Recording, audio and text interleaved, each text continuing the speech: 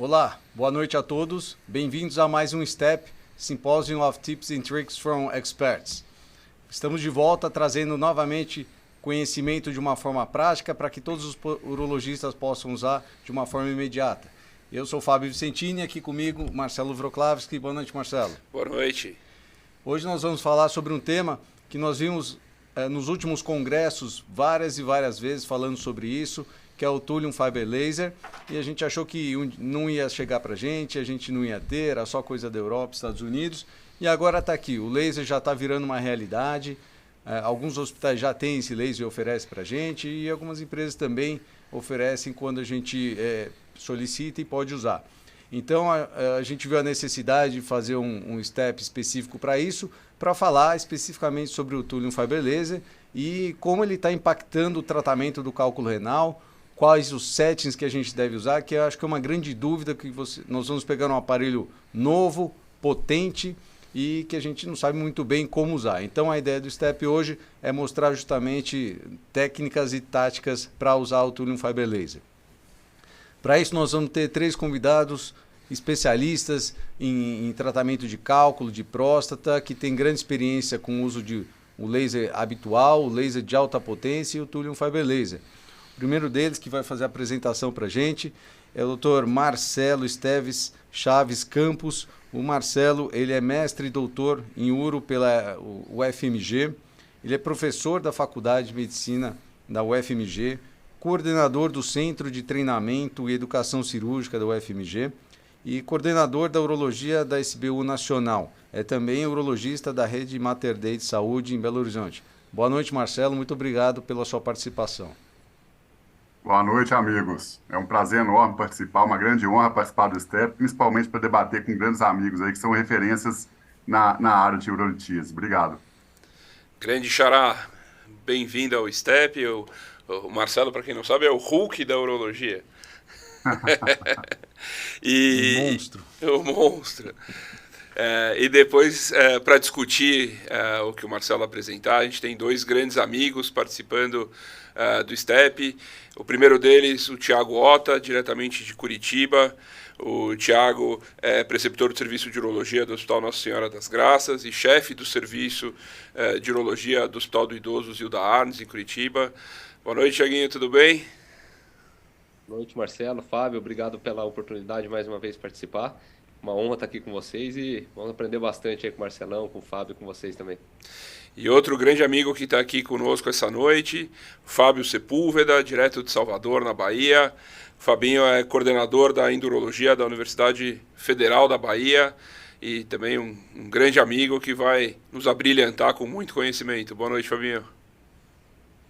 Boa noite, Marcelo. Boa noite, Vicentini, Marcelo Esteves, Ota. Mais uma vez aí, obrigado pela oportunidade de participar, dividir e aprender aí com vocês também.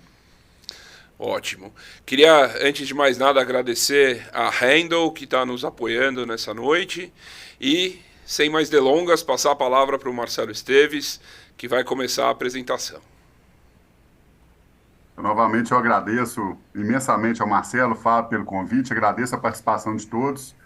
E é importante frisar que o tratamento cirúrgico da urolitíase, ele vem sofrendo uma grande evolução nas últimas décadas. E certamente o surgimento aí do Thulium Fiber Laser é um grande marco, né, no tratamento dos pacientes litiásicos. Então, começando aqui com o nosso caso clínico, é um homem, é um marinheiro, Popeye, 54 anos, ele refere um desconforto no flanco esquerdo, ele tem uma ingestão hídrica moderada, ele refere uma dieta saudável, adora espinafre, fanático com espinafre, mas é um tabagista inveterado também, ele não larga o cachimbo de jeito nenhum. Como comorbidade, o Popeye tem hipertensão, uma fibrilação atrial, ele toma losartana e rivaroxabana, ele nega alergias, ele tem aí um passado de 2 UTLs em 2 anos, e em um desses procedimentos ele fez uma análise cristalográfica do cálculo, ele pediu para fazer uma análise cristalográfica do cálculo que mostrou um oxalato de cálcio monohidratado. E aqui a gente já ressalva que o espinafre é um alimento muito rico em oxalato, e quando a gente tem uma hiperoxalúria, a gente já tem que pensar no oxalato de cálcio monohidratado, diferente do cálculo de oxalato de cálcio diidratado, que o distúrbio metabólico mais comum é a hipercalciúria. E lembrando também que o oxalato de cálcio monohidratado geralmente é um cálculo bastante duro, né? A TC abdominal recente aí do Popeye mostrou um cálculo piélico de 18 milímetros na jupe aí à esquerda, né? Na região pélvica ureteral à esquerda, de 1.580 unidades Hounsfield, não tinha uma hidronefrose importante, e calculando o volume desse cálculo, deu aproximadamente 1.000 milímetros cúbicos. Tá bem. Acho que vale ressaltar que a gente não costuma usar o nome dos pacientes, né? Mas você não colocou o sobrenome, então não dá para identificar. Eu queria saber do Sepúlveda, como é que você, antes de discutir a cirurgia em si, como é que você faz a abordagem desse paciente? Então, esse paciente está lá com você, Sepúlveda. Você vai, põe no guideline e segue a risca o que está o guideline. Como é que é a sua abordagem? Bom, pessoal, mais uma vez agradecendo aí o convite, a oportunidade de dividir as experiências e aprender um pouco com todos. O que a gente sempre fala com relação às diretrizes é que as diretrizes elas validam as opções que a gente tem para o tratamento, mas elas não servem muitas vezes como um guia para te limitar e dizer, olha, o caminho é esse e só tem essa opção. Dentro de um cenário aí de um cálculo de 10 a 20 milímetros, a gente teria uma multiplicidade de opções. Ficaria aqui restrita a opção de não fazer um aleco por causa de uma densidade muito alta do cálculo, mas caberia aqui a percutânea padrão, caberia flexível, caberia uma mini perc. Então, o que a gente acaba escolhendo como uma forma de tentar individualizar, né, ofertar um tratamento customizado para o paciente, ela vai em consideração algumas variáveis aí. Primeiro, qual é a condição clínica desse paciente, qual é a expectativa dele com relação ao tratamento, avaliar questões anatômicas do próprio paciente para saber se isso é algum limitador para alguma abordagem, especificamente do cálculo, avaliar aí volume, avaliar dureza, avaliar localização, se tratando de cálculo renal, um score de nefrolitometria como o gás, para a gente tentar ver se dentro das opções a gente vai precisar ofertar algum tratamento sequencial, ou quais as complicações que a gente pode ofertar diante de algum tratamento específico, como a percutânea. E na nossa realidade brasileira, né, nós todos aqui trabalhamos em dois ambientes bem distintos, tanto público quanto privado, a gente tem que colocar nessa equação o que a gente tem de recurso, né? Então, esse patient stone approach, né, variáveis do paciente, variáveis do cálculo e variáveis da abordagem, é que a gente consegue, dentro dessa maneira customizada, fazer um tratamento sob medida dos pacientes. Essa é uma abordagem interessante. PSA é bom para a gente estar acostumado, né, e para a gente se lembrar, e que leva em consideração aspectos do paciente, do cálculo e do que a gente tem disponível para fazer. Então, ficar focado. A gente sempre fala que o guideline é bom, só que o guideline é vamos dizer, o mínimo, né? Eu acho que quando a gente tiver um cálculo, a gente tem que avaliar o paciente dessa forma, que a gente vai levar todas as variáveis em consideração para definir o tratamento. E para esse caso aí, qual seria a sua opção, então? Olha, num paciente que está aí com uma condição limitadora com relação ao risco de sangramento, que é o uso do anticoagulante, né? Ele tem um cálculo que entre 10 a 20 acaba flexível, mas a anticoagulação acaba sendo ou um limitante, ou a gente assume um risco muito grande de trocar esse anticoagulante por uma ponte e assume o risco de sangramento. Eu proporia, dentro da necessidade dele de fazer uma cirurgia que permita voltar rápido, menos invasiva, menor risco de sangramento, tendo à disposição um laser de baixa potência, flexível e estagiada. Agora, se eu tenho à disposição um flexível e um laser de alta potência, eu posso sugerir aí a possibilidade da gente fazer isso em tempo único. Tá bom. Tiago, você tem algum parâmetro específico para falar, olha, seu caso vai ser estagiado provavelmente ou não, em termos de tamanho, volume de cálculo? O Marcelo colocou aí 1.000 milímetros cúbicos, isso é um parâmetro importante. Como é que você tem abordado em relação a indicar, deve ser uma cirurgia ou talvez duas? Como você tem feito? Com laser de baixa potência, pensando nisso. Pensando no laser de baixa potência, a gente reduz muito a nossa eficácia, né? Em milímetros cúbicos aí que a gente pode resolver por minuto, né, Fábio? Então, no laser de baixa potência, certamente o paciente vai ser orientado de que ele vai ter que fazer uma cirurgia seriada. Mas mesmo no paciente que eu vou conseguir fazer uma ablação superior com laser de alta potência, eu comento com ele que há essa possibilidade sim de uma abordagem seriada, ainda mais num cálculo tão duro como é esse cálculo aqui, né? Então, claro que a gente reduz muito esse risco, mas esse risco permanece, né? Perfeito. Marcelão, que nós vamos fazer com Pois esse é. caso, então? A escolhida foi o TL a laser, né? Então, diante de tudo que foi exposto aí pelos colegas especialistas, a gente escolhe a ureteroscopia a laser. E estagiada não é uma boa ideia, é um paciente que é marinheiro, então ele quer resolver o mais rápido possível.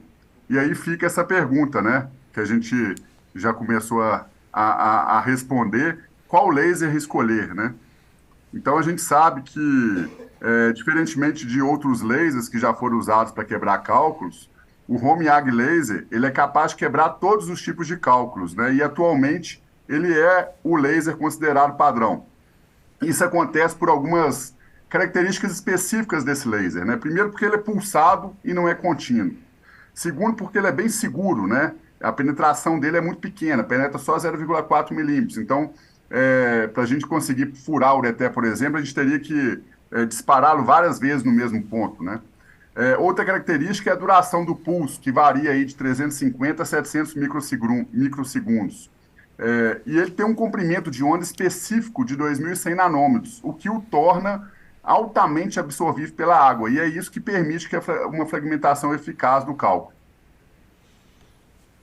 E aí, esse é a explicação de como funciona o laser, né? Tiago, você tem experiência aí em conhecimento com o funcionamento do laser? Então, essa é uma figura clássica, né, desse artigo aí do Traxer, Fábio, que ele mostra, e é interessante para a gente entender a logística que está por trás do laser, né? Essa anatomia interna determina a logística do laser. Então, ali a gente tem na figura A ali um flash lamp, emitindo vários comprimentos de ondas diferentes, e ali um cristal, que é um cristal sólido de Ag, que ele é pontuado com vários íons de rômio, nesse caso, e a luz que vai vir e tem aquele específico comprimento de onda vai estimular a produção de fóton que vai reverberar dentro dessa cavidade óptica. Todos os outros comprimentos de onda vão acabar virando calor. Isso é importante a gente saber, porque para resfriar esse sistema, né, Fábio, é a parte complexa. Então, para conseguir um laser de alta potência, esse calor gera um limite teórico de 30 Hz aproximadamente, 30 watts e 30 Hz para cada cavidade óptica. Então, para eu ter um laser de alta potência, eu vou ter que empilhar por volta de 4 cavidades para me dar 100, 120 watts. Então, para isso, eu preciso de um sistema de refrigeração muito grande. Por exemplo, o CyberRO de 100, o CyberRO de 150 watts, eles são lasers muito grandes, né, que acaba até tendo um ruído maior, bem por causa desse sistema de refrigeração interna, por causa desse escape dos comprimentos de ondas que não são absorvidos pelo home. Perfeito. Excelente. O Thiago é o master dos lasers, mas se alguém ficar com alguma dúvida, eu esqueci de comentar no começo, é importante, é uma característica importante aqui do nosso STEP, essa interatividade com o público que está nos assistindo. Então não deixem de participar enviando as mensagens aqui. O nosso objetivo no final da noite é zerar as perguntas que chegarem. Então, se o Thiago estiver falando japonês, podem detonar aqui nas perguntas. Bom, vamos aproveitar que nós temos especialistas em laser mesmo. Eu queria que o Sepúlveda comentasse um pouquinho aí de como que o laser quebra o cálculo, né? Vou tentar aqui explicar de maneira bem simplista, assim, bem resumida, a ideia dessa interação, né, de uma fonte de energia luminosa com um cálculo, né? Quando a gente pressiona lá o pedal do laser, parte da energia inicial desse laser é absorvida pelo fluido ali, pelo soro que está circulando ao redor do endoscópio e do cálculo. Isso rapidamente vaporiza a água circundante até formar uma bolha de vapor, bem na ponta da fibra do laser. Essa bolha ela vai se expandir, né? Tem uma expansão aí centrífuga, ela vai para fora e como a luz viaja em linha reta, ela vai guiar o pulso do laser diretamente para o alvo. Isso faz com que também, abrindo esse espaço, é o que dá o que se chama de efeito Moses, né? Dessa forma, a pedra acaba sendo aquecida e começa a decomposição química. Essa decomposição química que é conhecida como mecanismo fototérmico. Ao mesmo tempo, né, quase que simultaneamente, às custas de uma frequência elevada, a água que está ali permeando os poros da superfície da pedra absorve também energia e acaba fazendo o mesmo mecanismo de maneira replicada. Então a energia do laser é absorvida pela água que vaporiza, vai causando ali pequenas microexplosões e o estouro da pedra que vem de dentro para fora, que é o segundo efeito de ablação do cálculo, que é a ablação termomecânica. Então tem o efeito fototérmico e a ablação termomecânica. Excelente, Fábio. Só fazer uma ressalva, que como o Fábio disse aí, né, a absorção de energia pelo cálculo é feita por causa da água no interior do cálculo. Então, no nosso paciente Popeye, como é um cálculo que tem pouca água, é um oxalato de cálcio monohidratado, como é um cálculo que tem pouca água no seu interior, é o que torna mais duro, né? Diferentemente do oxalato de cálcio dihidratado, que é um cálculo mais macio, digamos assim, né? E, Perfeito. e sobre o efeito Moses, Fábio, só para completar essas microexplosões, né, que essas expansões e colapsos das bolhas no interior do cálculo que causam essas microexplosões, que a gente chama de Moses Effect, é exatamente um fenômeno físico e nomeado aí em homenagem à figura bíblica Moisés, que foi inspirada aí na travessia do Mar Vermelho no Antigo Testamento. E nós não podemos confundir o efeito Moisés, que é o Moses Effect, com a tecnologia Moses, né? Que são coisas diferentes. O Thiago acredita que tem experiência, tem usado laser de alta potência com o Moses, não tem, Thiago? Tanto o Moses quanto o Virtual Basket, né, Fábio, que os dois são modulações de pulso que buscam esse mesmo resultado, que ao contrário do efeito Moses, essa tecnologia Moses ou Virtual Basket, ela é baseada no primeiro pulso, um primeiro pulso muito curto, que vai gerar essa bolha de cavitação que o Fábio falou, e um segundo pulso logo em seguida, que ele vai conseguir não atravessar o líquido onde ele vai ser absorvido, mas atravessar dentro desse vapor. Então ele vai conseguir entregar esse efeito fototérmico de uma forma mais efetiva, um pouco mais distante da fibra, fazendo com que você tenha menos retropulsão, porque o primeiro pulso, que é a explosão do vapor, ele foi inferior, e fazendo uma degradação, uma ablação do cálculo muito mais efetiva. Então a ideia do Virtual Basket da tecnologia Moses é exatamente a gente reduzir a retropulsão e aumentar a ablação do cálculo, né? Perfeito. Uma dúvida, o laser tem que estar encostado na pedra ou não? Como que o pessoal deve fazer usando esse tipo de laser? Eles Desculpa, até Thiago. colocam, né? No Moses especificamente, Fábio, eles colocam ali os dois modos diferentes, né? Mas é sempre o mais próximo possível do cálculo, né? Então, quando você se afasta muito do cálculo, obviamente você vai perder esse efeito, o efeito Moses, né? Porque ele não vai conseguir, ele vai voltar a andar no líquido novamente. Então, o mais próximo possível, claro que não é laser de contato, mas o mais próximo possível do cálculo, né? Certo. E basicamente as diferenças entre um laser de alta potência e baixa potência, Thiago? Então, isso aqui, como eu comentei anteriormente, né, a gente tem o limite teórico de ter cada cavidade óptica suportar 30 watts ou 30 Hz, que o mais importante aqui, na verdade, é a frequência. Então, para eu formar um laser de alta potência, eu preciso somar cavidades, né? Só que ao somar cavidades, eu vou despender um calor muito grande. Então, ao contrário do laser pequeno, onde o sistema de ventilação consegue dar conta de uma cavidade só, eu preciso de um sistema de refrigeração. Então, realmente é como se eu tivesse uma geladeira dentro do sistema. Um exemplo do laser do Moses, você tem que ter uma tomada, aquela tomada stack grande instalada no centro cirúrgico, acima de 60 amperes pelo menos para a condução de energia. Bem para isso, para alimentar, né, esse sistema. Comparativamente, eu sei que a gente vai falar mais disso para frente, mas toda energia que um laser de Romeo recebe, apenas 1% vira laser. E toda energia que o túnel recebe, até 16% acaba gerando laser, né? Mostrando que parte da efetividade do Romeo é perdida por causa do sistema de refrigeração. Ô Thiago, e pelo barulho que o laser faz, quando está funcionando, é um frigobar de um hotel 3 estrelas de beira de estrada, hein? Antigo. Frequentemente a gente mede aqui, enquanto está operando, mais quando está fazendo nucleação, frequentemente acima de 65 decibéis, às vezes 70 decibéis, ou seja, aquele limiar para você fazer lesão auditiva, né? Então, a gente está exposto a isso também. Quase um aviãozinho ali do lado, né? E Marcelo, como é que você faz aí para regular o seu laser, então? Então, Isso aí os pensando- parâmetros, Pensando os no parâmetros, home. desculpa, Fábio. Pensando no home, desculpa. Tá. Os parâmetros que podemos configurar, né, na fonte de laser, pensando no home, são basicamente três. Então, a gente tem primeiro a energia de pulso, que é mensurada em joules. Depois, nós temos a frequência em hertz, em alguns aparelhos aqui. E nós podemos modular nos aparelhos nas fontes de laser de alta potência, o pulso também, a duração do pulso. Então, a gente tem que lembrar que potência é igual a energia vezes a frequência do pulso, sendo que a energia do pulso é o fator mais importante na fragmentação do cálculo, né? Quando você aumenta a energia do pulso, você aumenta o poder de fragmentação. Quando você aumenta a frequência, na verdade, você está aumentando a velocidade da fragmentação. E em Basicamente, relação, o pessoal fica na dúvida em relação ao pulso longo e curto, porque nem é todo laser que tem, os mais novos tem. Como é que usa isso? tá ótimo. Então, aí a gente tem as técnicas que a gente pode quebrar o cálculo. Então, a gente tem que configurar o laser baseado na técnica que a gente vai propor.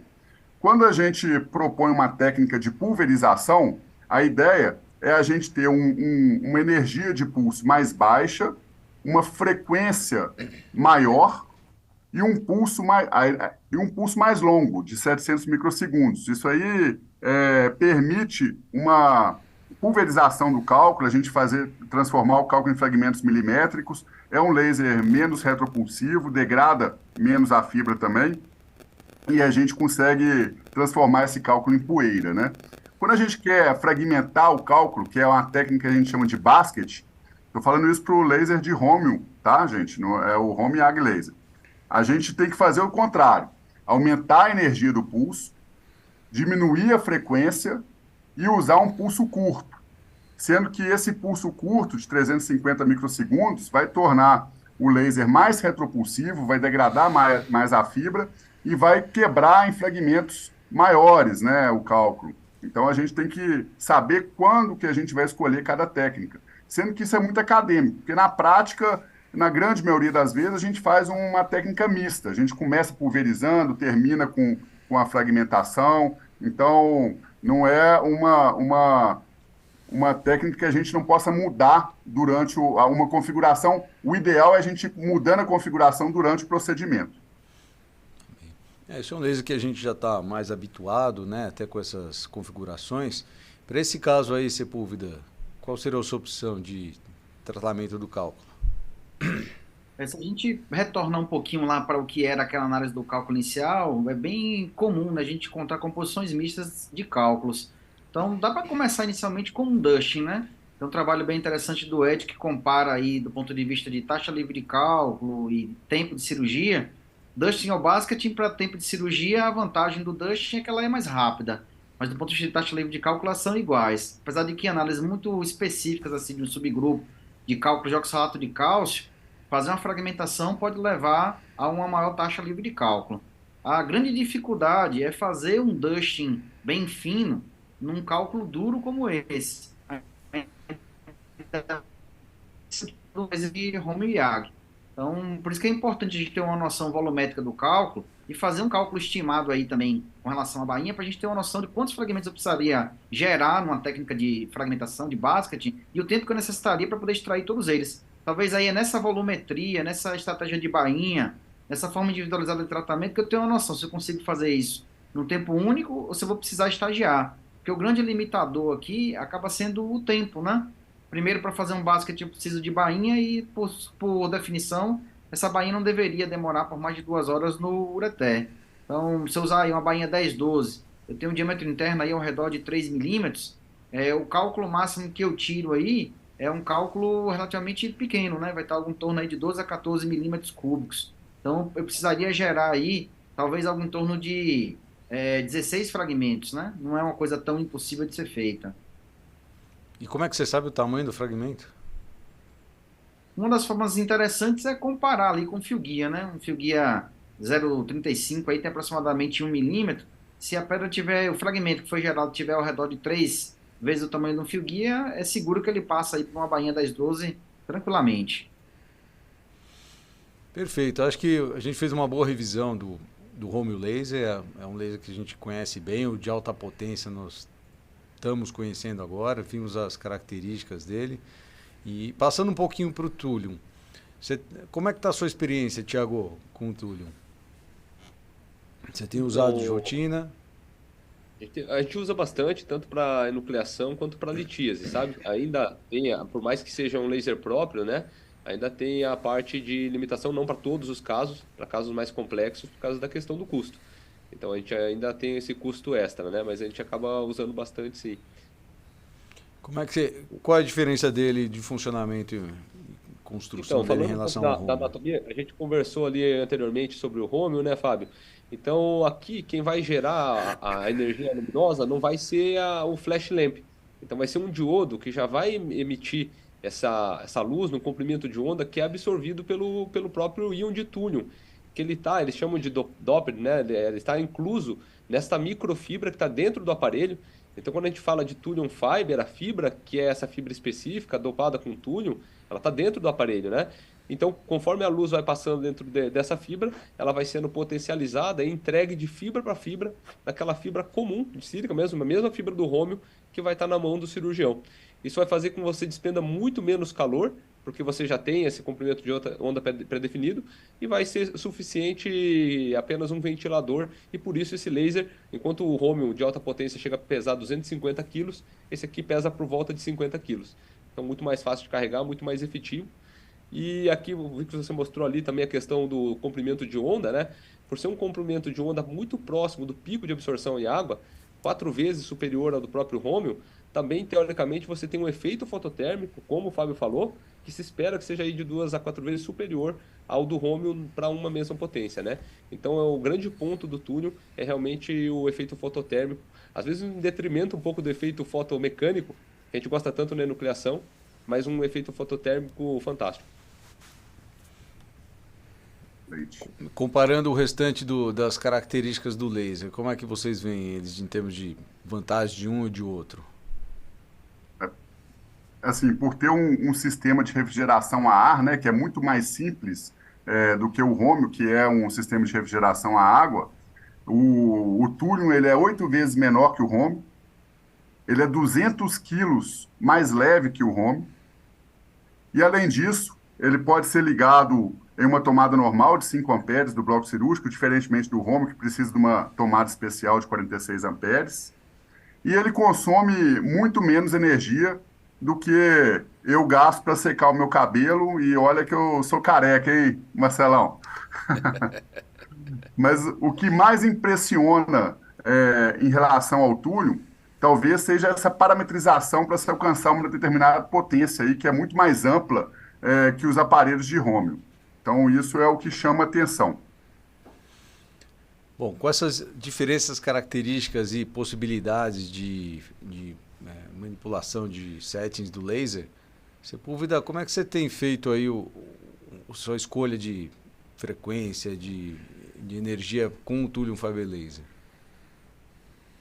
Como já foi dito aí, a grande vantagem do laser pulsado de fibra de túlio é a possibilidade de fazer ablação, né? Fazer um dusting verdadeiro. Então a gente tem aí, dentro da energia necessária para poder fazer essa pulverização, um espectro aí de configuração muito maior do que os lasers de Romeo de alta potência, né? Apesar de ambos chegarem à energia final aí de 6 joules, eu começo aí com um laser pulsado de fibra de túlio com 25 milijoules. Então, via de regra, um laser de Romeo de alta potência, os mais antigos começam a partir de 400 milijoules, os mais novos conseguem começar a partir de 200 milijoules. Um dos conceitos de fazer um DUSH é entregar o mínimo de energia possível no cálculo. É isso que vai permitir uma ablação verdadeira, gerando uma poeira verdadeira, né? A outra condição é a própria frequência, né? Às custas de uma saída com energia já muito alta, a frequência do laser de Romeo, até para aquele mecanismo de múltiplas cavidades, ele vai ter uma frequência muito limitada. Então é difícil um laser de Romeo passar de 120, 120 Hz.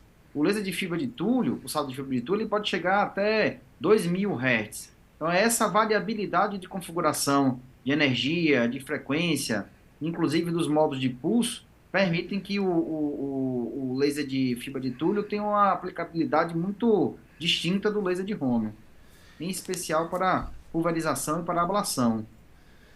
Isso até causa um pouco de confusão, né, gente? Porque você tem um laser que de 60 watts, de alta potência, e que pode chegar a 2000 Hz. Nós vamos usar 2000 Hz, vamos usar 1800 Hz. Você tem usado isso, Thiago? Nos Não, cálculos? Fábio, é muito do que no cálculo eu tento fazer muito parecido com o que eu faço com a modulação de pulso do Romeo. Eu começo ali com nem começo com 0,2, que a maioria dos artigos usa, eu uso 0,3, começo com 50 Hz e eu vou progredindo conforme eu tenho uma boa visualização Quando eu não tenho aquela interferência, principalmente em flex digital, e até porque, por fazer um dust muito perfeito, às vezes tem algo que eles chamam na literatura de snowstorm, né? Fica tanto dusting que se você aumenta muito a tua frequência, aquela poeira começa a te atrapalhar a progredir a tua dissecção. Então eu começo com 50, Fábio, e vou progredindo para 50, 60, 70, 80, conforme eu vejo que eu estou conseguindo controlar bem. E quanto mais frequência, também exige maior controle nosso, né? Para evitar dano urotelial ou qualquer outra coisa assim. Marcelo, como é que é em relação à temperatura? Porque a gente ouve que esse laser esquenta, né? Pode chegar a altas temperaturas e ter uma lesão renal por conta disso. Tem algum limite para a gente usar o Thulium Fiber Laser no rim, no ureter? Como é que você faz? Pois é, ano passado eu tive a feliz oportunidade de acompanhar o professor Olivier Traxel lá no Hospital Tenon, em Paris, na França, né? E eu aprendi muito com ele. Na verdade, ele tem uma grande experiência com o Thulium Fiber Laser. Ele tem vários, uma coisa que me chamou a atenção no serviço lá do professor Traxel é que ele tem várias fontes de laser à disposição. Então aí tem todas, mas a preferida dele, sem dúvida, é o Thulium Fiber Laser. Inclusive é o Fiber Dust, que é o mesmo laser que nós temos aqui no nosso hospital, aqui no Mater Dei, aqui em Belo Horizonte. Então, quando você pergunta para ele, mas por que esse é o preferido? Ele fala, né, que permite fibras mais finas, que permite assim um melhor fluxo de irrigação, tem um maior custo-benefício, que esse laser ele permite utilizar fibras reutilizáveis, né, diferentemente de outros lasers de Thulium. Ele tem um alto poder de hemostasia, isso é um grande diferencial do Thulium Fiber Laser. E em relação ao calor, uma coisa que ele sempre fala é que, na verdade, não é que o Thulium ele atinge uma temperatura acima do que é atingida no Home. O que acontece é que ele consegue, igual o Fábio explicou muito bem, a parametrização do Thulium ela é muito mais ampla do que a do próprio Home. Então, dependendo de como que você configura esse laser, você vai ter calores muito altos mesmo, a temperatura vai aumentar muito dentro do rim. Mas se você tiver um limite de potência dentro do rim, né, no caso, o professor Traxler, ele sugere não passar de 25 watts, a gente tem uma temperatura muito controlada, né? E lembrando, obviamente, que tem que ter um fluxo de irrigação adequado, né? Bom, isso é importante então. Então estamos falando do Thulium Fiber Laser, configurações. Pessoal, Thiago, o Fábio normalmente começam no modo dusting, ou seja, vai aumentando a frequência 50, 25, 50, 70, vão aumentando, e uma energia baixa, 0,2 joules ou até menos. Esse é um parâmetro que a gente está vendo. Agora, o laser tem 60 watts, então o Marcelo está falando que o professor Traxler costuma limitar em 25 watts. Né? Então a gente tem um laser super potente, e nós vamos usar uma parte dessa potência, usar adequadamente para conseguir fazer um dusting adequado. Então, quando tiver com o Thulium, a ideia é fazer um dusting adequado. Você pode ver desse caso, é um cálculo duro, não é? Como é que é um dusting nesse cálculo duro? Ele funciona? Por incrível que pareça, eu acredito que não tem limitação do ponto de vista da dureza do cálculo para fazer um dusting verdadeiro, Santini. Essa é uma das grandes vantagens dessa fonte de energia, é a capacidade de fazer uma ablação verdadeira de qualquer tipo de cálculo, independente da sua dureza ou da sua composição. E aí só um comentário com relação a essa questão do calor, né, que nos primeiros estudos experimentais, em que se comparou aí o uso da fibra de Thulium com o laser de Home de alta potência, se percebia aí que na mesma potência o fibra de Thulium poderia chegar a temperaturas maiores. E nos estudos experimentais iniciais, isso gerou inclusive um informe no FDA, né, que era uma sugestão de limitação para determinada potência pelo risco, e aí são relatos anedóticos de que ocorreram estenoses ureterais e se atribui isso ao calor.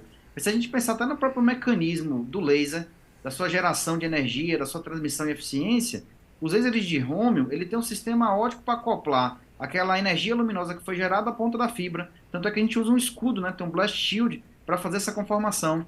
O laser de fibra de Thulium não, ele já nasce numa fibra relativamente fina, então a gente tem pouca perda na transmissão do gerador de laser para a ponta da fibra. Então é bem capaz de que esse sistema ele entregue talvez a energia verdadeira, né? Falando energia em termos de entropia. Aquela potência que a gente vê no leitor é a potência que a gente vê chegar no cálculo, diferente do Romeo. Talvez o Romeo entregue uma potência um pouquinho menor. Às custas disso, alguns fabricantes até refizeram ajustes paramétricos dos seus geradores de laser de alta potência.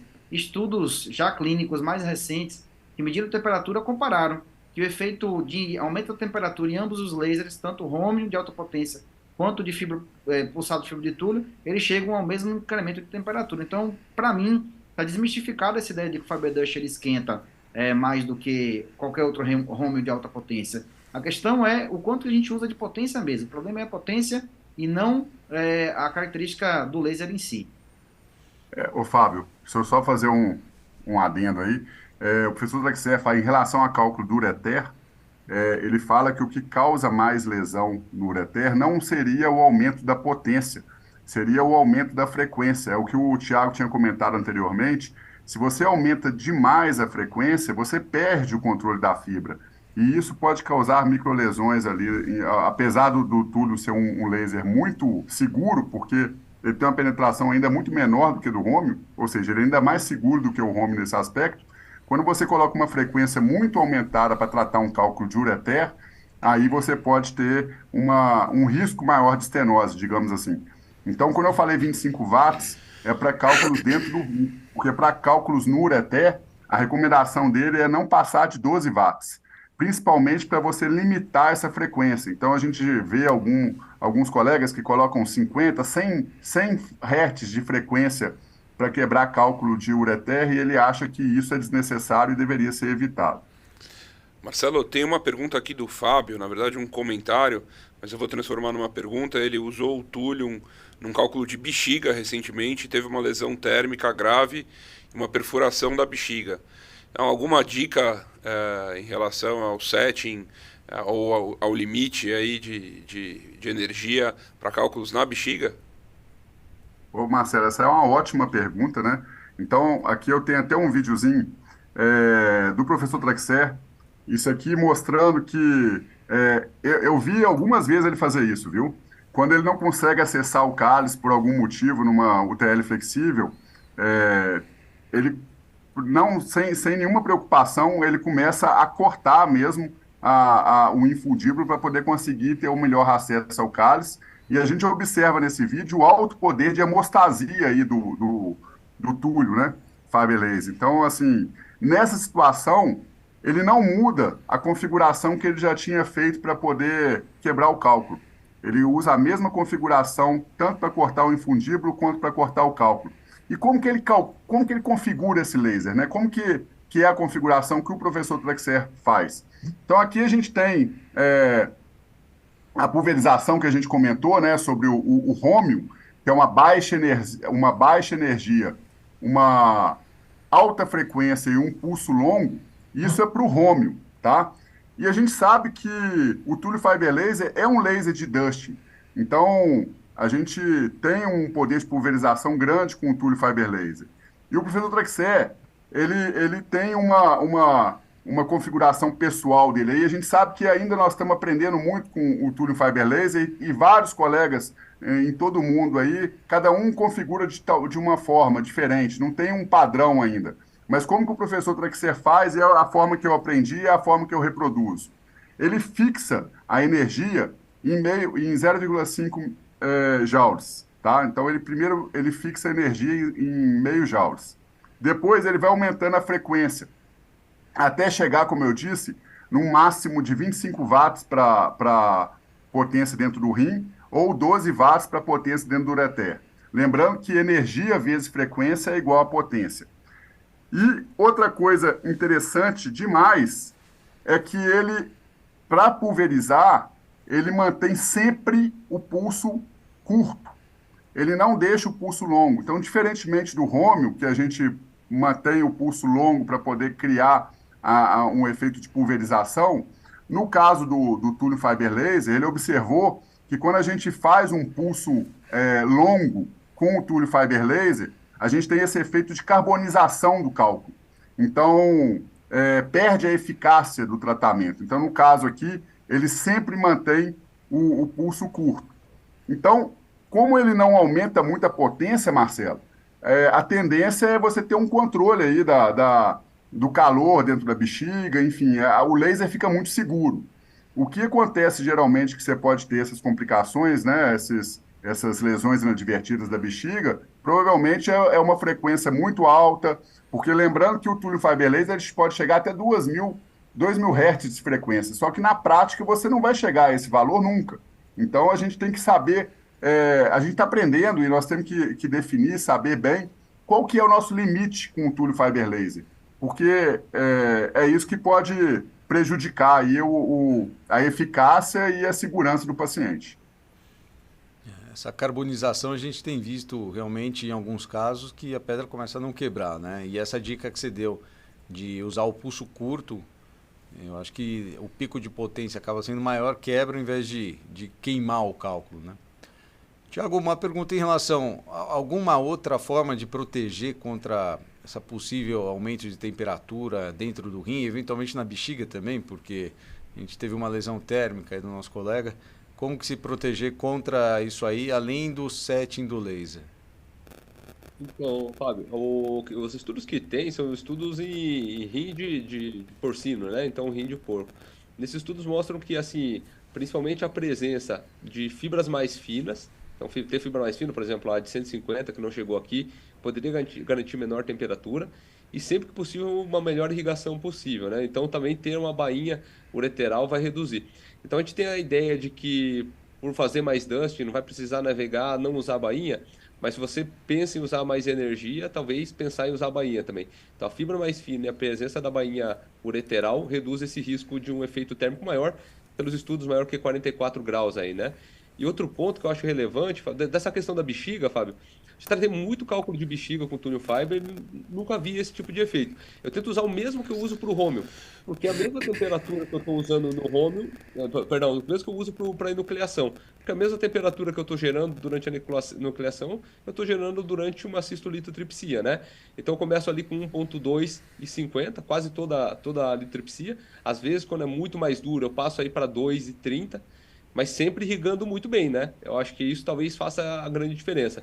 Mas eu nunca vi dano vesical e já tratei cálculos muito grandes. A gente trabalha aqui no SUS, né, fazendo nucleação, eu tratei cálculos muito grandes e nunca vi esse tipo de complicação. Mas também evitando os extremos de energia, como por exemplo usar 6 joules, né? Jamais usaria uma energia tão alta, mas usando mesmo a máxima potência que é 60 watts, 1.250, eu nunca vi esse tipo de complicação não, Fábio. Perfeito. Acho que essa outra dica é ter irrigação. Você tendo irrigação, um soro, temperatura ambiente, um pouquinho mais frio e mantendo uma boa irrigação, a gente vai diminuir a chance de ter uma lesão térmica. No ureter isso é mais difícil, acho que por isso também a gente acaba limitando, o professor Traxler recomenda aí no máximo 12 watts no ureter, e porque a irrigação é diferente de uma cavidade. Você convida com essa história de ter irrigação, então temos que usar bainha em todo mundo, é recomendado nessa situação? Porque com o laser de baixa a gente estava querendo não usar a bainha. Então agora vamos voltar a usar a bainha em todo mundo, por ser um laser de uma potência maior, com esse potencial, essa necessidade de irrigação. O que você acha? Olha, eu acho que se a gente vai usar no sentido de fazer ablação, se a gente vai expandir os limites dos volumes de cálculos que a gente está limitado pela condição de usar um laser de Romeo de baixa potência, vamos começar a fazer cálculos que habitualmente a gente indicaria aí, talvez uma mini percutânea, uma percutânea, eu acredito que a gente vai começar a usar bainha sim. E eu acho que tem um bom potencial aí de segurança. Você vence a principal limitação, que é aplicar essa potência um pouco maior e se beneficiar desse aumento de energia. E eu acredito que a gente vai começar, não vai tirar a bainha da jogada quando a gente começa a usar o túnel fiber laser. E sua irrigação, como que você faz habitualmente, Fabio? Eu geralmente utilizo uma coluna de água mesmo ali, deixo uma bolsa de soro a cerca de 40 centímetros da altura que o paciente se encontra, não uso nenhum mecanismo de pressurização. A vantagem de usar o túnel fiber laser é permitir que você consegue colocar uma fibra mais fina, né? A gente ainda não chegou no Brasil a fibra de 150, mas tem inclusive fibras de 50 aí a nível experimental, em algum momento deve chegar também a nível comercial. Esse equilíbrio, né, entre o que você consegue irrigar e o que você consegue drenar é que vai te permitir esse fluxo, e esse fluido aí é o mecanismo que faz a troca de energia, né? Então tem até opção aí, tem gente colocando fluido gelado, soro gelado, para permitir que o aquecimento e a elevação da temperatura ainda chegue num patamar em que tenha baixo risco de lesão térmica do urotélio. E a outra vantagem aí da bainha seria a gente ter um fluxo bom e uma pressão intrarenal baixa, que é outra coisa que a gente tem que se preocupar quando está fazendo um uretero flexível, né? Marcelo, como é que você resolveu o caso lá? Como que acabou evoluindo, então? Bom, vamos lá, vamos para o caso do Popeye. Aqui só para deixar bem claro, né, que depois de configurar o Túnel Fiber Laser, nós devemos ir pintando, a técnica correta é essa técnica de painting, né? A gente vai pintando o cálculo com a fibra de um lado para o outro para transformá-lo nessa poeira fina, né, bem fininha, com fragmentos submilimétricos. E dessa forma, em relação ao rômio, a gente considera aí que o Túnel Fiber Dust ele causa muito menos retropulsão, ele possui um poder de pulverização muito maior, ele é muito mais rápido, ele cria esses fragmentos submilimétricos aí que facilita a visualização. Igual o Fábio falou, permite fibras menos calibrosas, o que aumenta o fluxo de irrigação e o poder de deflexão do aparelho flexível, e isso tudo parece que permite uma maior taxa livre de cálculos. Então, nós já temos aí diversos trabalhos publicados na literatura que mostram essa superioridade aí do laser de fibra de túnel em relação ao rômio, e muito provavelmente, em breve, ele já será considerado um novo laser padrão aí para o tratamento dos cálculos renais. E por todas essas vantagens que a gente está conversando, o laser escolhido para tratar o caso do Popeye foi o Fiber Dust. Então, foi o Túnel Fiber Laser, e a gente entrou para poder resolver o caso da melhor forma possível, e no início do procedimento foi vista essa lesão aí próximo ao meato lateral esquerdo, né, sugerindo um tumor de bexiga. E agora eu dou a deixa aí para perguntar para os nossos debatedores especialistas aí qual que seria a melhor conduta nesse momento aí. Vocês fariam uma ressecção endoscópica do tumor? Vocês continuam com o planejamento da ureterolitotripsia flexível no mesmo tempo? E aí, Thiago, como é que você faz, hein? Você deve estar acostumado com próstata e lesões de bexiga eventualmente, né? Aí, no caso que a gente tem o cálculo renal e a lesão de bexiga, como seria a sua conduta? Pela suspeita de uma neoplasia, né, Fábio, a gente tem que passar a priorizar não mais o cálculo, né? Passar a priorizar o tumor urotelial. Então, se eu conseguir fazer um tratamento adequado, que não tenha perfuração, não tenha riscos, com baixo risco de sangramento, depois eu procederia tranquilamente o flexível. Mas acho que, em primeiro lugar, seria tratar o tumor urotelial. E você, Fabio? Você faria no mesmo tempo, Fabio? Muito similar ao outro aí. Eu priorizaria a questão oncológica frente à condição do cálculo, apesar de um cálculo visível, né, com necessidade de tratamento, o paciente está até então oligossintomático, e um achado incidental como esse precisa ser tratado. E você faria o tratamento do cálculo na mesma cirurgia? Se não tiver dificuldade de abordagem aí do meato, aparentemente não está tão próximo a ponto de dificultar a instrumentação do meato. Não vejo limitação, não. Procederia, sim, a sequência de tratamento do cálculo também. Minha pergunta para o Otto aí. Otto, você trocaria a fibra para fazer essa enucleação em bloco do tumor, como está sendo feito aí, ou dá para fazer com a fibra pequena aí de 270? Dá para fazer, Fábio, mas muito melhor fazer com a de 500, né? Muito melhor, muito mais efetivo fazer com a de 500. Mas dá para fazer também com a fibra de 200. E, Marcelo, hoje seria a sua conduta, porque a gente normalmente pega isso, troca o aparelho, põe um ressectoscópio e faz o tratamento. Aí você tem que abrir uma fibra, ter um material a mais. Você hoje faria com laser, em especial tendo o Thulium Fiber Laser? Certamente eu faria o procedimento combinado aí. Faria a ressecção com o túnel em bloco, como foi feito aí. A gente vê que o laser é altamente hemostático, não sangra nada, né? Então fica muito seguro, não atrapalha a visualização, é bem seguro. Aí tem a peça final e depois eu seguiria para flexível. É óbvio que isso tudo vendo de acordo com como que foi a evolução do procedimento, né? Correndo tudo bem, igual ocorreu nesse caso aí, eu seguiria para o tratamento do cálculo.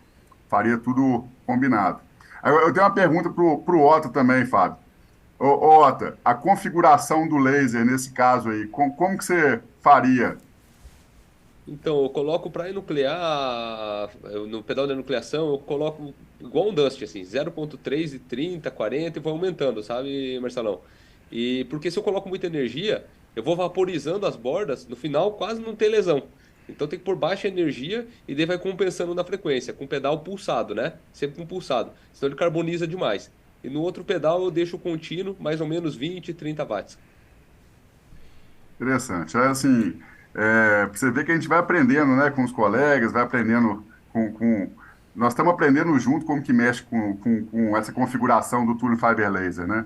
Na minha prática, eu vario aí a energia de 0,5 para 0,8, mais ou menos essa variação que eu uso, com uma frequência de 10 a 20 no máximo. E eu sempre mantenho, sempre para tudo. Se for fazer a ressecção em bloco do tumor, se for para quebrar o cálculo, se for para abrir o infundíbulo, eu sempre mantenho de prática essa configuração.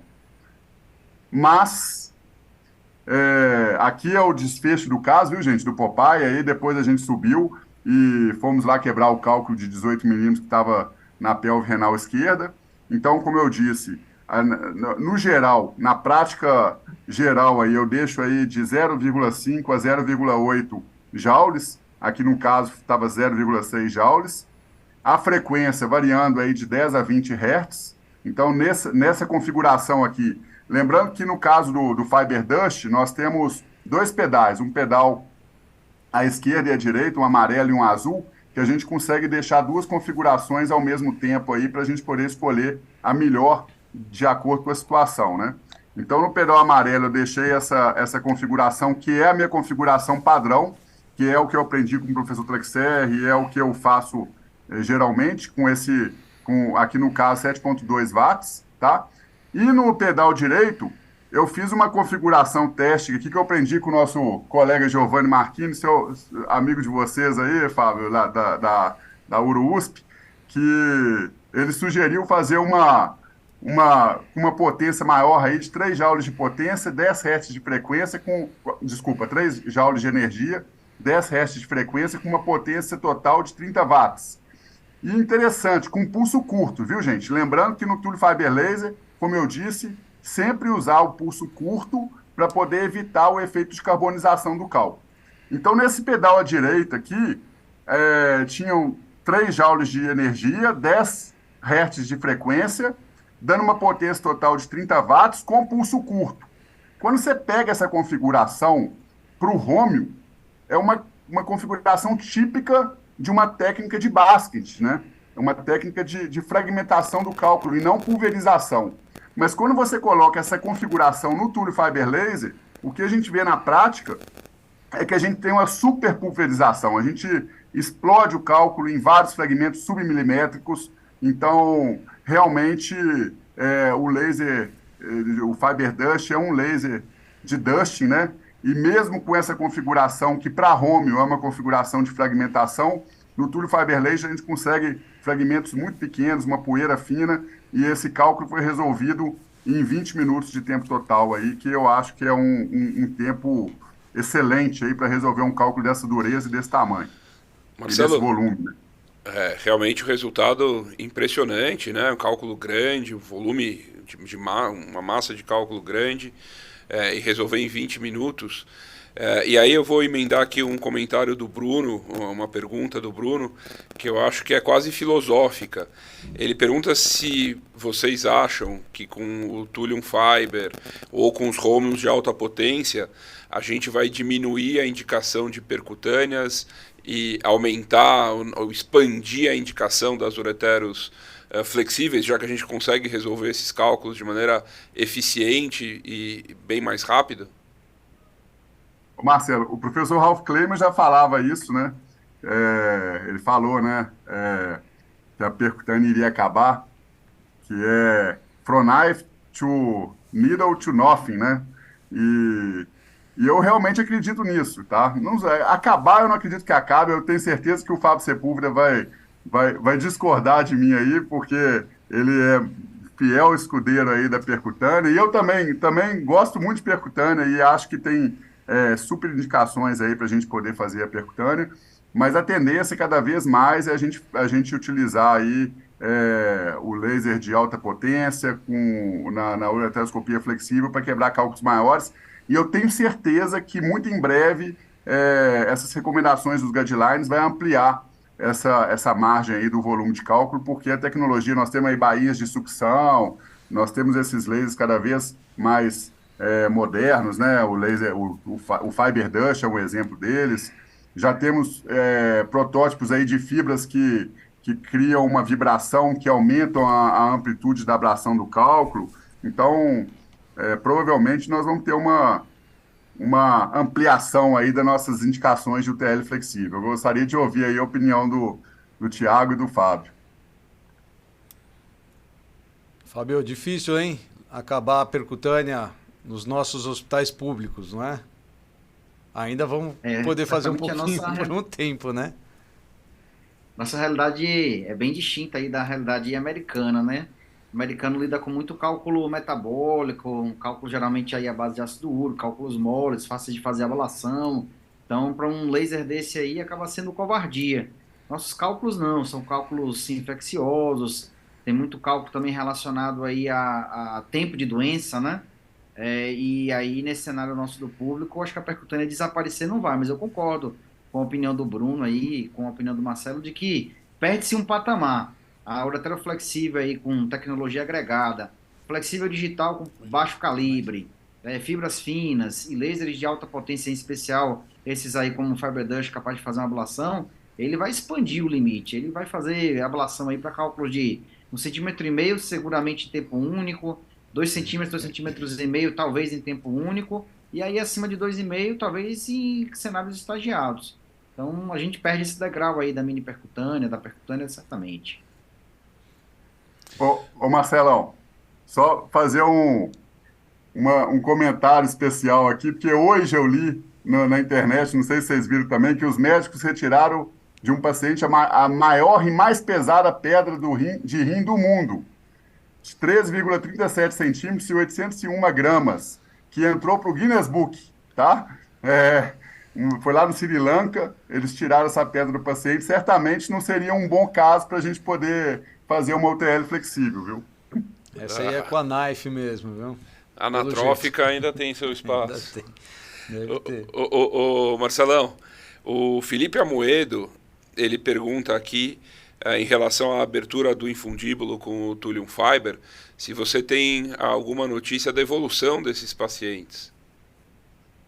A evolução é excelente. Isso aí é uma rotina lá. Ele faz isso com uma certa frequência. Ele não tem muito problema quando ele está usando o Thulium Fiber Laser, ele não tem muito problema de abrir o infundíbulo, não. O que ele recomenda é que você não abra num ponto único, porque às vezes pode ter um vasinho, né? E você pode causar um sangramento maior. Então ele vai abrindo ao longo do infundíbulo e vai aprofundando com a evolução da abertura, né? Algumas incisões, não uma profunda, né? Acho que aí tem que manter o cuidado, mas abrindo pequenas para poder chegar no cálculo, né? Exatamente, ele vai abrindo por camadas, vai aprofundando aos poucos para poder chegar ao cálculo, porque se tiver qualquer sangramento, ele interrompe naquele momento, né? E se tiver o sangramento, Thiago, muda a configuração? Pegou um vasinho, ou mesmo na próstata, ou esse da bexiga, o pulso, o comprimento do pulso vai mudar alguma coisa? Pulso longo ou curto? Você muda para com sangramento que está atrapalhando. Como é que você faz com o laser? Eu preciso hemostasiar uma área com o Thulium Fiber, Fábio, uma área assim maior, né, para ganhar velocidade na hemostasia, ou seja, vasos menores. Geralmente eu uso o próprio pedal do pulsado. Então, o mesmo pedal que eu estou fazendo, por exemplo, a enucleação, eu uso para fazer hemostasia. Agora, se é um vaso maior, principalmente um vaso arterial, aí eu faço a hemostasia com o pedal da direita, né, que seria o Thulium contínuo, com aproximadamente 30 watts eu uso. Então, quando você quer fazer uma hemostasia como se fosse um pinpoint, é o pedal da hemostasia, o pedal com laser contínuo ou própria coagulação que o laser oferece.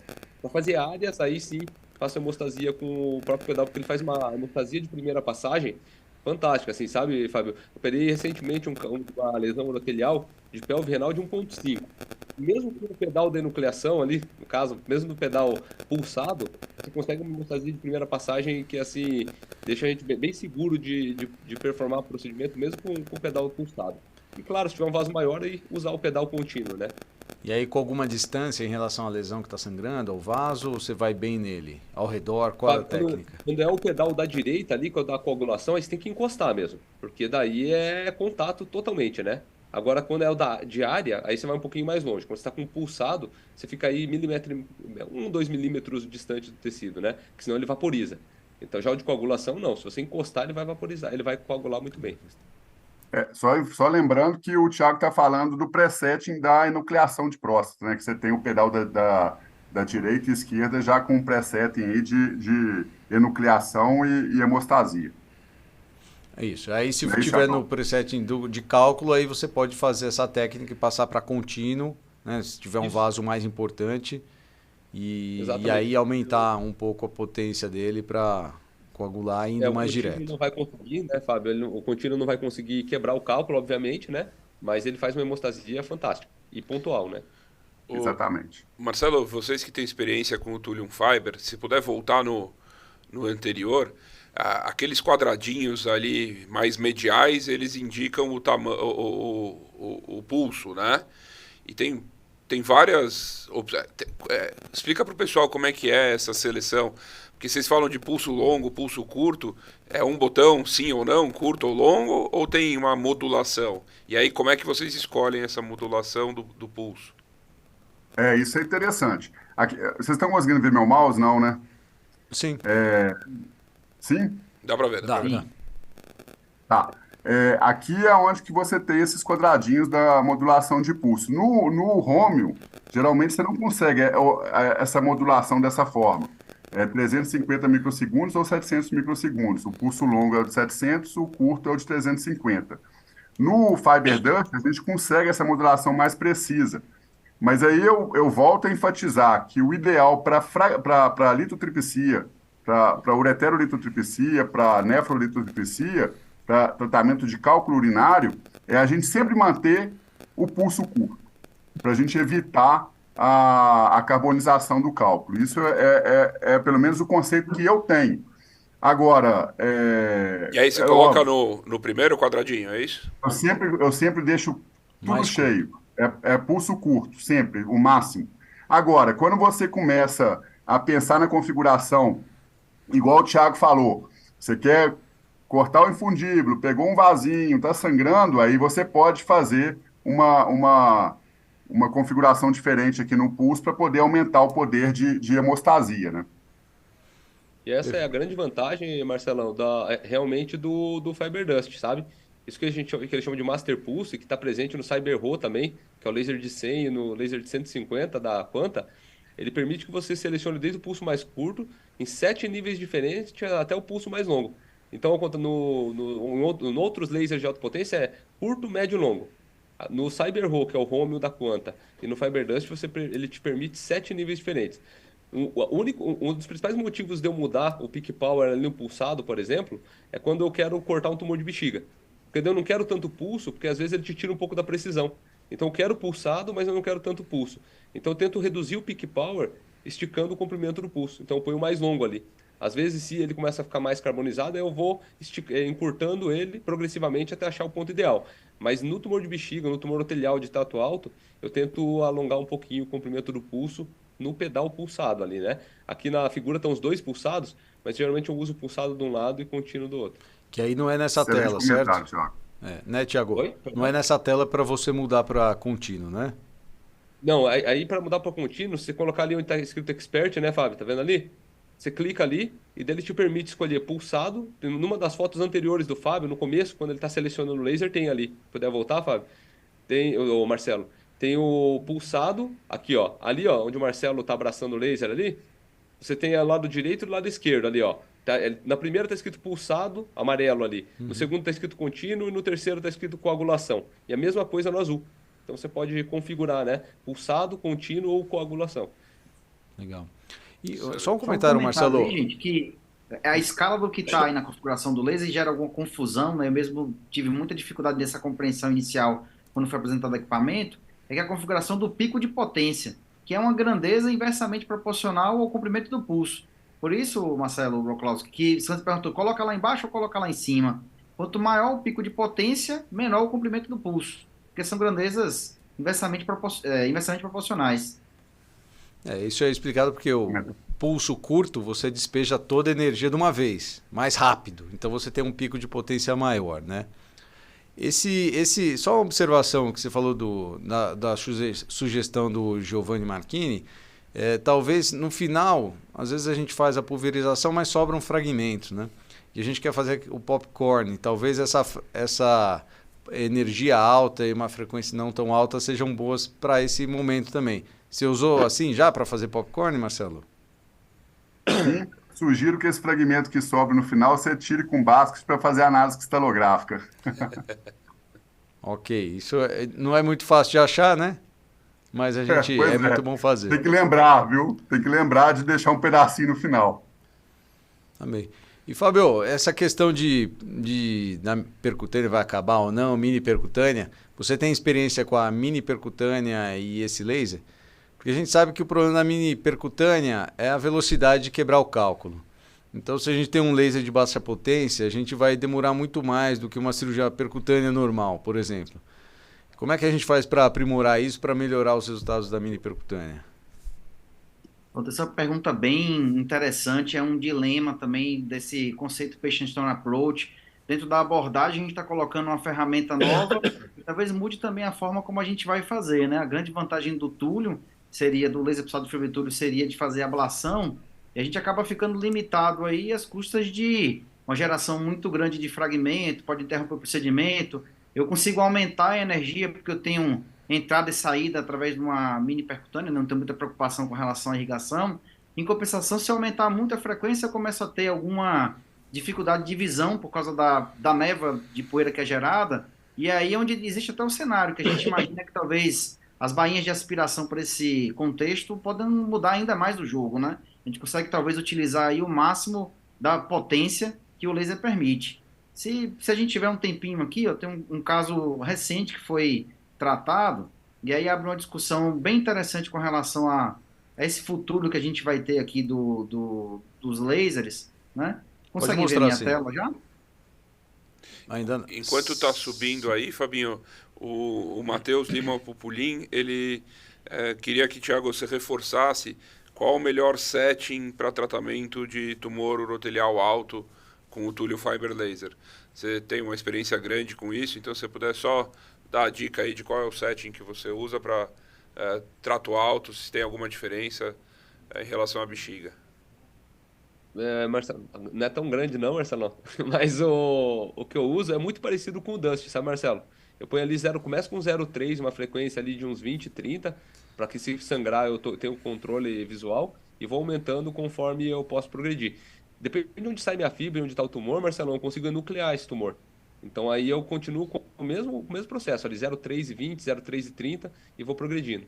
E na hemostasia eu coloco contínuo e 30 watts. Então é muito parecido com o Dustin, sabe? Perfeito. Porque eu não quero muita velocidade também, Marcelo, porque se sangrar ali fica mais complicado, né? Então eu não vou muito rápido, não. Bem, vamos lá, Fabio. Vamos ver seu vídeo.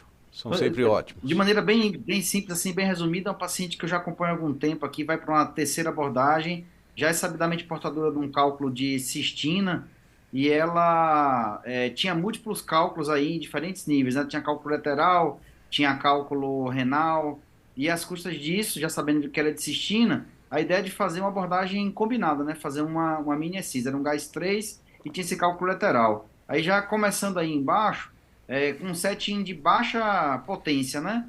Inicialmente eu coloquei o pedal aí do amarelo para 4 watts, usando 20 Hz, 200 mJ. Dá para ver que o acionamento, Felipe Amoedo aí, inclusive agradecendo o apoio aí que ele tem dado essas cirurgias mais complexas de litíase, acionou e rapidamente a gente conseguiu tratar um cálculo aí que tinha basicamente 1 centímetro com maior diâmetro. Então a gente conseguiu fazer essa ablação aí em torno de 10 minutos de um cálculo que quem trata cálculo de cistina sabe o quanto é duro e o quanto é difícil. Aí a gente parte para a segunda etapa, que é fazer essa mini excis. Tá lá o Felipe abordando por baixo, com laser de Romeo de baixa potência, usando lá, para conseguir tentar fazer algum efeito ablativo num cálculo de cistina, 1.1 Joule, com pulso curto, usando a frequência baixa, porque a gente não consegue aumentar muito a frequência às custas da limitação do laser, e eu por cima ali fazendo a mini pack, configurado em 2 pedais. Um pedal inicial ali, que dava 12 watts de potência, e um outro pedal que usava mais energia, 400 milijoules e 60 Hz. Então, na hora que eu sentia confortável, olha lá, eu conseguia praticamente cortar o cálculo, diferente do efeito de explosão, né, que o Romeo traz, que para mini pack é muito interessante, porque eu não tenho preocupação em criar fragmentos tão pequenos a nível de poeira, já que a gente vai fazer a retirada através desse efeito aí, do efeito vacuum cleaner, né, o efeito Bernoulli.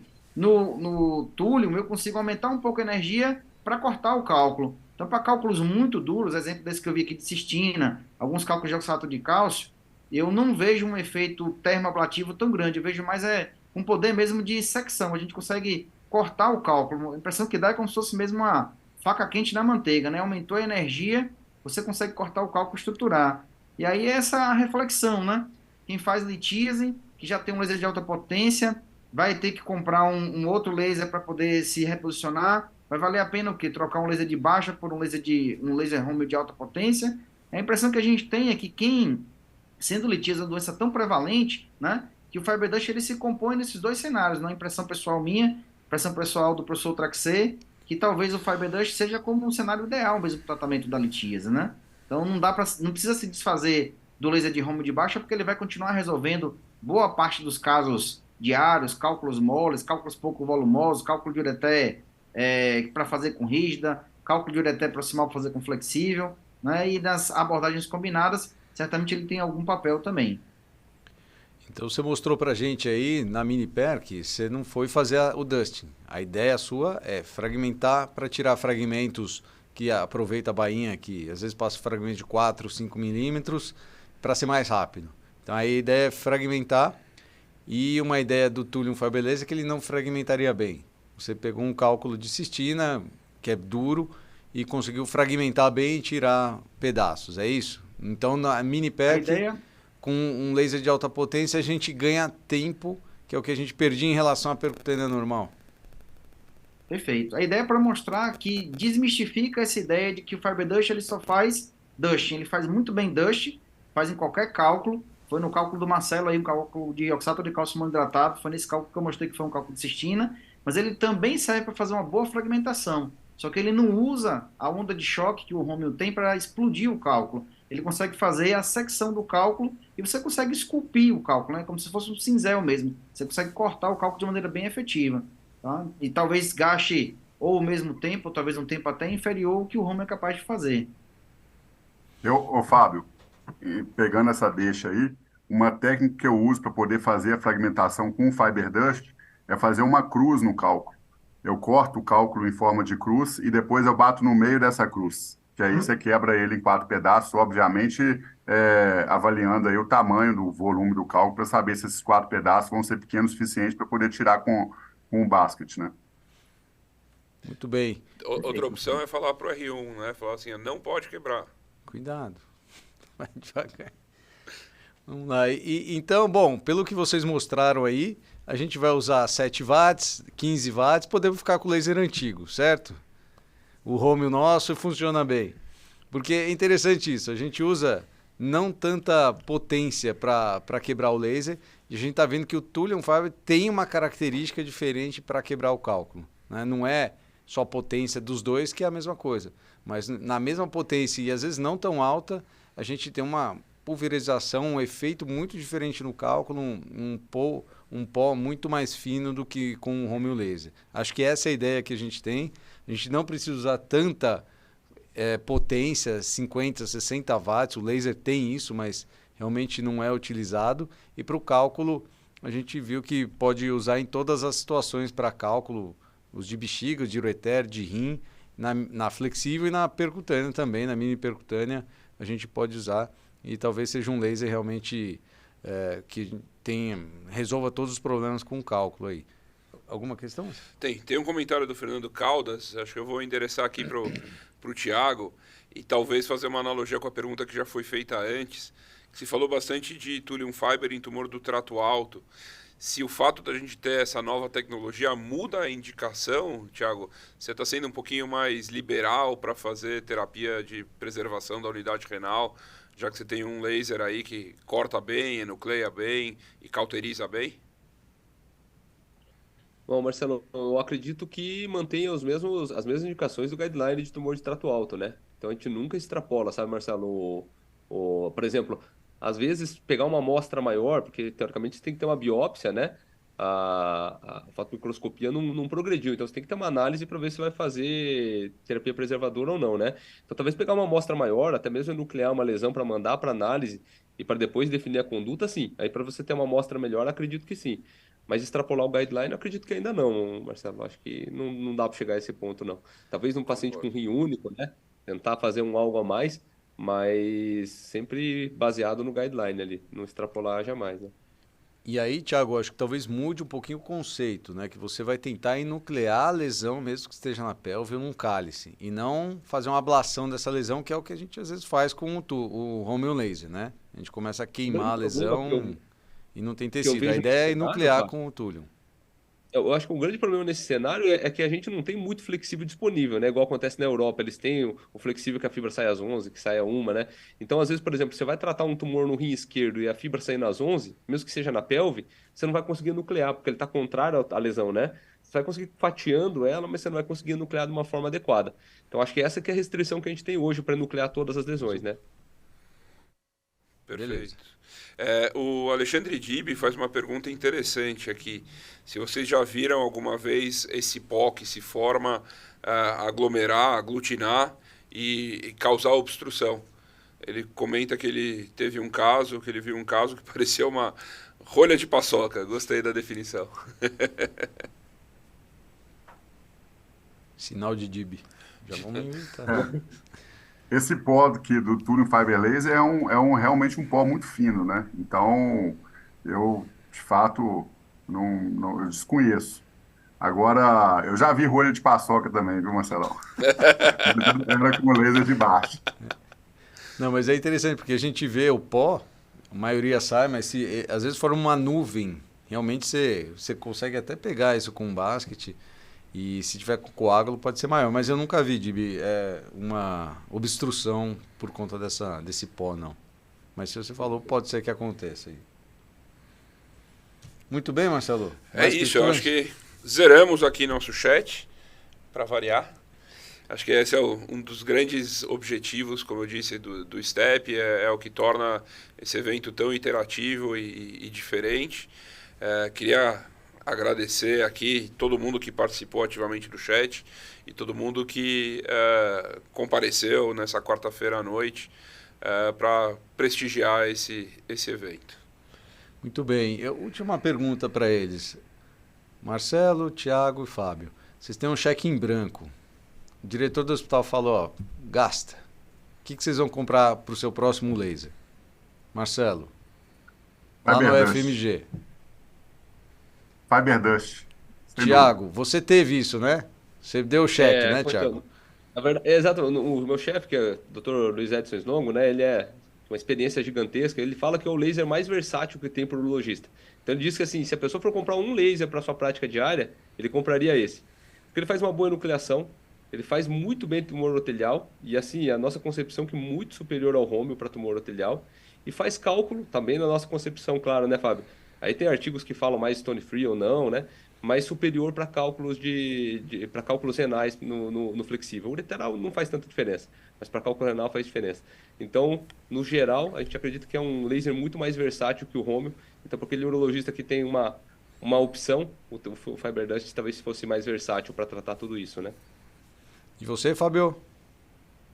Olha, a gente mostrou aí que talvez ele está até superdimensionado, né, para o cálculo, né? A gente raramente vai precisar passar de 25, 30 watts. Onde é que fica esse restante da potência? Está nessa versatilidade de usar toda essa potência para poder fazer enucleação de próstata. Então, hoje, a endurologia está bem servida com laser que te trata qualquer tipo de cálculo, consegue fazer pulverização verdadeira independente da dureza do cálculo, você consegue fazer também fragmentação do cálculo, independente da dureza dele, e ainda consegue ablar tumor, urotelial e consegue fazer enucleação anatômica da próstata. Não precisa de nenhuma outra ferramenta, não. Vamos de Fiber Dust mesmo. Muito bem. Excelente. Acho que com isso, mais uma vez, cumprimos a missão do STEP, que é trazer um conhecimento novo, de uma forma bem prática, que possa ser utilizado pelos urologistas que tiverem acesso, que forem atrás desse laser. Agora a gente já sabe como utilizar, os cuidados que tomar com a potência máxima, não é porque tem 60, vamos a 60, então 25 a 30 no rim, 12 no ureter, usar o pulso curto para uma fragmentação melhor. E a gente pode ver que são várias as aplicações aí para esse laser. Eu acho que essa é a nossa ideia com o STEP, espero ter cumprido essa missão. Eu queria agradecer os participantes, Marcelo, Fábio, Thiago, participarem à noite aqui com a gente, e agradecer a todos que estão, a nossa audiência, que mais uma vez foi muito grande, mostrando o sucesso aí do STEP e com esse nosso formato. Muito obrigado a todos. Últimas palavras do Marcelo. Eu queria continuar nos agradecimentos, agradecer a RV+, agradecer a .com, que nos ajudam a levar o STEP a todos, e agradecer a Handle pelo apoio para esse episódio do STEP, que foi extremamente interessante. Acho que todo mundo sai com conhecimento mais afinado, e como também é o objetivo do STEP, a gente pode tentar colocar isso em prática amanhã no nosso próximo caso. Boa noite a todos e nos vemos no próximo STEP. Boa noite. Tchau, pessoal. Obrigado.